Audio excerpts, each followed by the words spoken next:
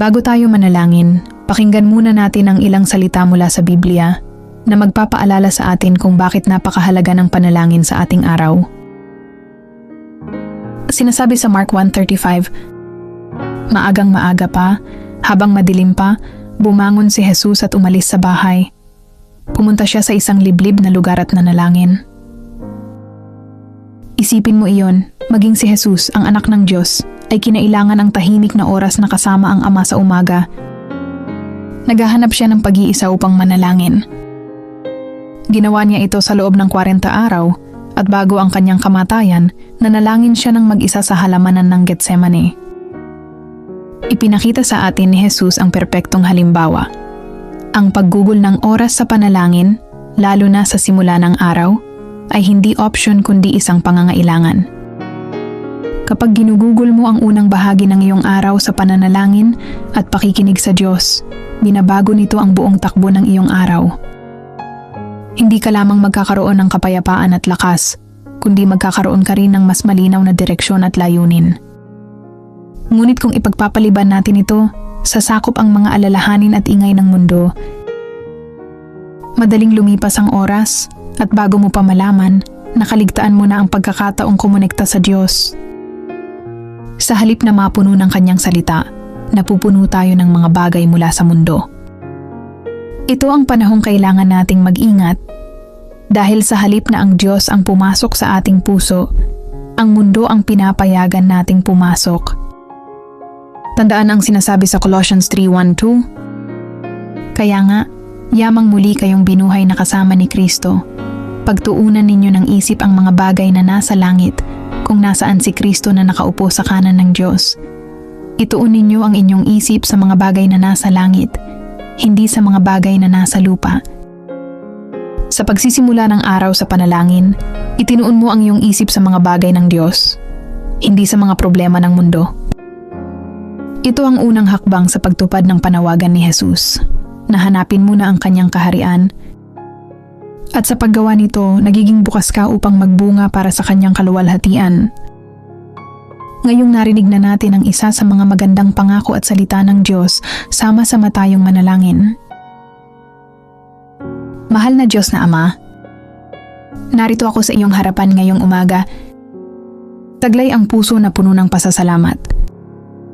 Salamat po, Panginoon, sa paggising sa akin at sa pagkakataong makita ang isa pang araw. Salamat sa hiningang iginawad mo, sa lakas sa aking katawan at sa pag-asa sa aking espiritu. Ngayong umaga, ako'y humihinto sandali upang magpasalamat sa iyong pag-ibig, sa iyong lakas at sa iyong biyaya na nagpapatatag sa akin. Panginoon, salamat po sa iyong pag-ibig. Sinasabi sa iyong salita na walang anumang makapaghihiwalay sa akin sa pag-ibig ni Kristo.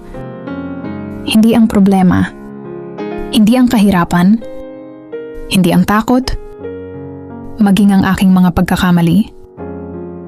Ang iyong pag-ibig ay nananatili, hindi nagbabago, at walang katapusan. Ang iyong pag-ibig ang nagdala sa akin sa araw ng kahapon. Ang iyong pag-ibig ang gagabay sa akin ngayon. Salamat, Panginoon, sa pagmamahal mo sa akin, maging sa pinakamahusay at pinakamalala kong kalagayan.